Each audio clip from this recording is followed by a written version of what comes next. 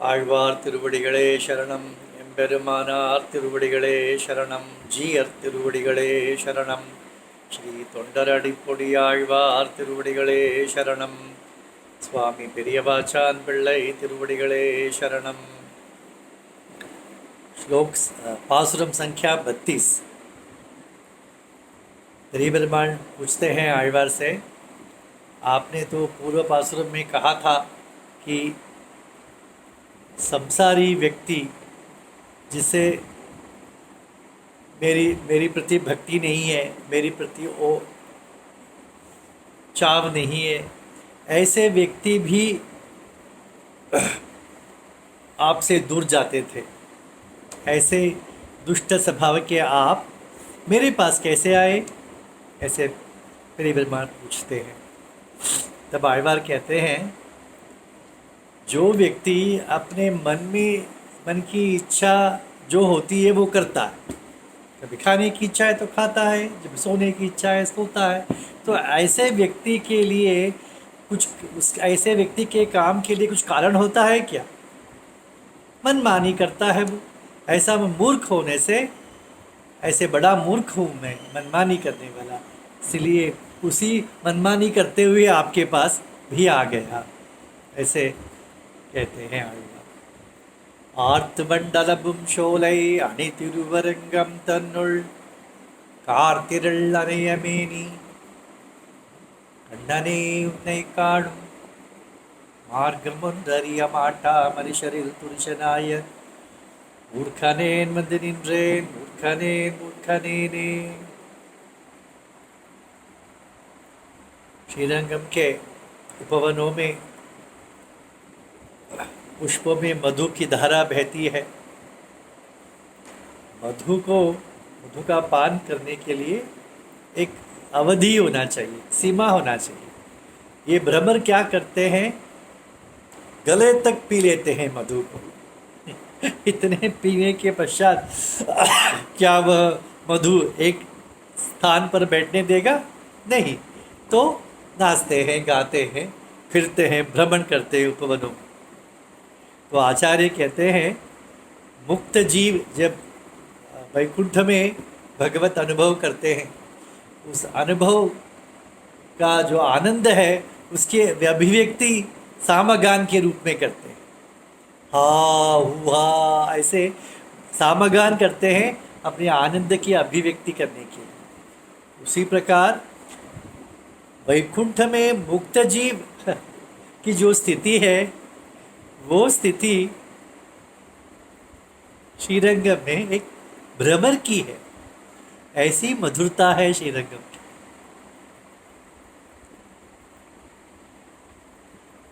गायंती केचित, प्रणमंती केचित, नृत्यंती केचित। रामायण में कहते हैं ना, सुंदरकांड में सीता दर्शन के पश्चात हनुमान सहित सब वानर मधुवन में प्रवेश करते हैं और मधु पीते हैं, नाचते हैं, गाते हैं, एक दूसरे को मारते हैं। उसी प्रकार ये भ्रमर भी यहाँ पर गाते हैं। तो आழ்वार भी पुकारते हैं, आवाज़ देते हैं अपने स्वरूप की प्राप्ति के लिए। ये भ्रमर भी अपने आनंद की अभिव्यक्ति के लिए गाते हैं। वंडलबुम शोलई, ये मधु, ये जो उपवन है वह कैसे है? आचार्य देखिए कैसा क्या कहते हैं। मधु का पान करके भ्रमर की स्थिति कैसी हुई है पता है? कहाँ जाते हैं? देखिए आचार्य, मार्कंडेय ऋषि प्रलय काल में, प्रलय जल में उनकी नैया यहाँ वहाँ भटक रही थी, वैसे ये मधु के प्रवाह, मधु के बाढ़ में ये भ्रमर यहाँ वहाँ भटक रहे हैं। कहाँ सर, कहाँ देखिए, हरी हरी हरी नदी के बाढ़ में एक वृक्ष सब कैसे डोलते हैं, हिलते हैं। तो उसी प्रकार ये भ्रमर भी मधु के बाढ़ से भ्रमण करते हैं, ऐसा कहते हैं। आणि तिरुवरंगम तन्नुल, आणि तिरुवरंगम, तिरुवरंगम श्रीरंगम कैसा है? विश्व का आभरण है।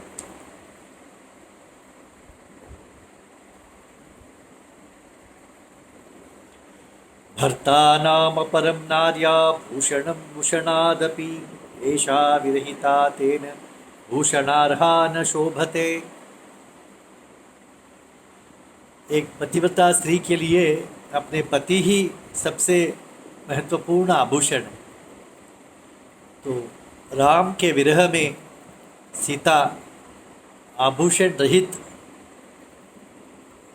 दिखाई देती है, उसकी शोभा चली गई है, क्योंकि राम ही उसकी आभूषण है। तो आभूषण बिना स्त्री शोभा नहीं देती, ऐसे वाल्मीकि कहते हैं। उसी प्रकार परंतु ये भूमि देवी, भूमि लीला विभूति भी भगवान का ही है ना। तो भूमि देवी का पति भगवान ही तो है, तो फिर श्रीरंगम को कैसे आभरण के? भूमि देवी का पति भगवान है तो भगवान आभूषण है, परंतु आप श्रीरंगम को कैसे आभूषण कहते हैं? ऐसे आचार्य प्रश्न करते हैं। तो कहते हैं पति है, पत्नी है, पर पत्नी के गले में मंगलसूत्र नहीं है तो शोभा देगी? वो शोभायमान होगी? इसी प्रकार विश्व का, लीला विभूति का, भूमि देवी का मंगलसूत्र क्या है? श्रीरंगम।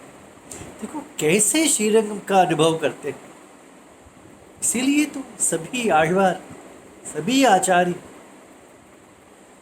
श्रीरंगम का, जहां भी वे रहेंगे श्रीरंगम का ही चिंतन उनको। कुछ लोग आ गए श्रीरंगम में, कुछ लोग नहीं आ पाए।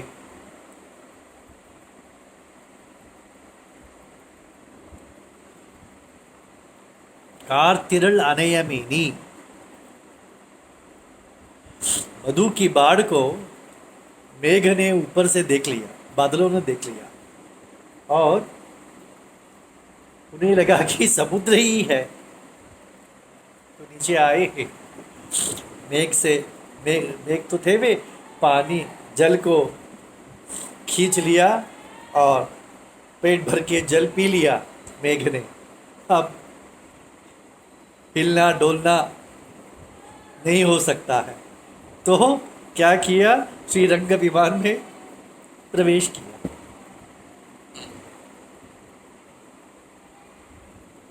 रंगनाथ के रूप में। रंगनाथ कैसे हैं? मेघ जैसे काले हैं, शीतल है, मेघ जैसे परोपकार, प्रति उपकार का इच्छा के बिना ही उपकार करते हैं, ऐसे परिनिर्वाण है। और मेघ अपने पास कुछ रखता नहीं है, सब पानी, सब जल को बरसा देता है। इसलिए भगवान कृपा करते हैं, पूरी कृपा करते हैं, ऐसा कंजूसी नहीं करते, कृपा करते हैं।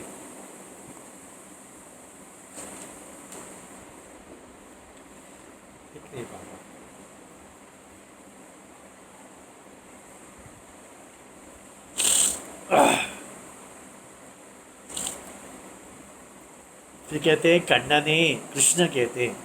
फिर ये मेघ क्या है? आकाश में, आसमान में रहकर दूर से उपकार करते हैं।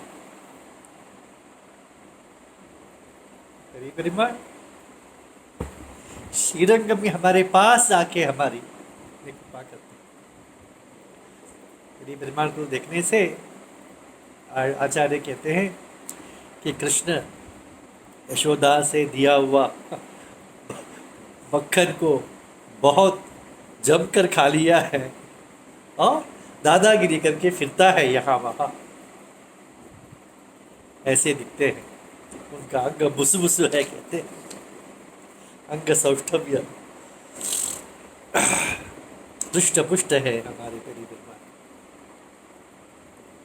इसलिए तो तिरुपनाழ்वार ने कहा कि मैं घनश्याम मेरी परमात्मा को देखकर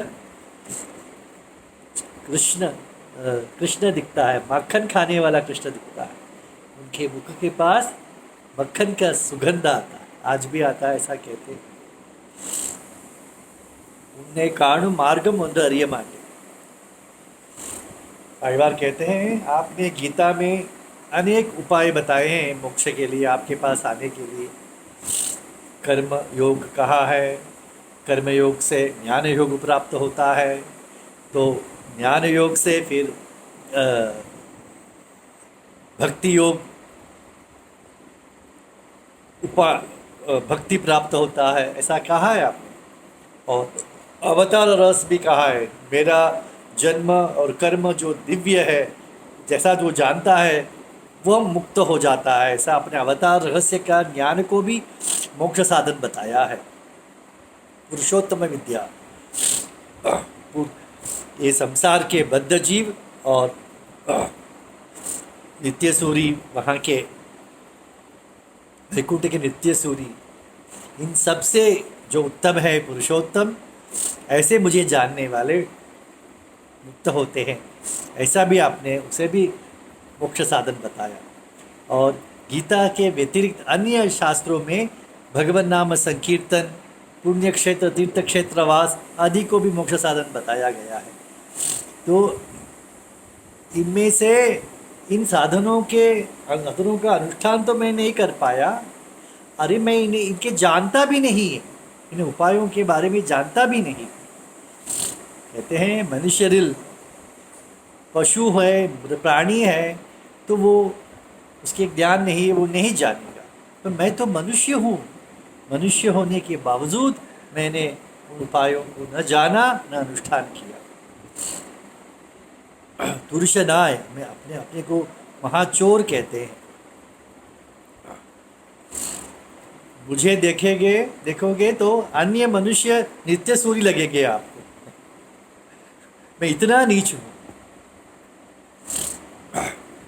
प्राणी है, मृग है, इसीलिए मैं जान नहीं पाया, मैं जान नहीं पाया, इसलिए मैं आपके पास नहीं आया, ऐसा कह सकते हैं।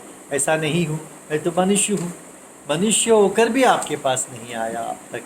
तो शास्त्र कहता है मानुष्यम प्राप्य लोके अस्मिन् न मूको न बधिरोऽपि वा नापक्रामति संसारात् स खलु ब्रह्महा भवेत्।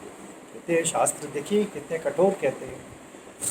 जो व्यक्ति मनुष्य का जन्म पाकर मूक नहीं है, बधिर नहीं है, कान सुन सकता है, मुख से बोल सकता है, परंतु भगवत कथा श्रवण नहीं किया, भगवान नाम संकीर्तन नहीं किया, तो ऐसा व्यक्ति ऐसा करने से वो मुक्त हो जाता है। तो ऐसा वो मुक्ति जो नहीं पाता है, मुक्ति पाने से वो संसार में नहीं आता है। जो संसार से जो छूट जाता है, जो मूक नहीं है, जो बधिर नहीं है, फिर भी यदि वो संसार में पुनः पुनः आता है, तो उसे ब्राह्मण की हत्या करने का पाप से लगता है। देखिए कितने शास्त्र कठोर कहते हैं। तो मैं तो प्राणी नहीं हूँ, पशु नहीं हूँ, मनुष्य हूँ, परंतु मनुष्य भी मैं योनि में भी पशुवत मेरा आचरण है, इसीलिए मैं एक चोर ही, ऐसा कहते हैं। विपरीत नहीं रहे, ऐसे हैं आप, तो मेरे पास कैसे आए, ऐसे भगवान कहते हैं। तो कहते हैं आयवार कहते हैं मूर्ख हूँ ना, इसीलिए आए। मेरी नीचता मैंने नहीं देखी, इसलिए मूर्ख हूँ। तुम्हारी विलक्षण, तुम्हारी श्रेष्ठता नहीं देखी, इसलिए मूर्ख हूँ। तुम्हारी श्रेष्ठता को देखकर, मेरी नीचता को देखकर अयोग्य समझकर मुझे दूर जाना चाहिए था, परंतु मैं दूर नहीं गया, आपके पास आ गया। इससे बड़ी मूर्खता क्या हो सकती है।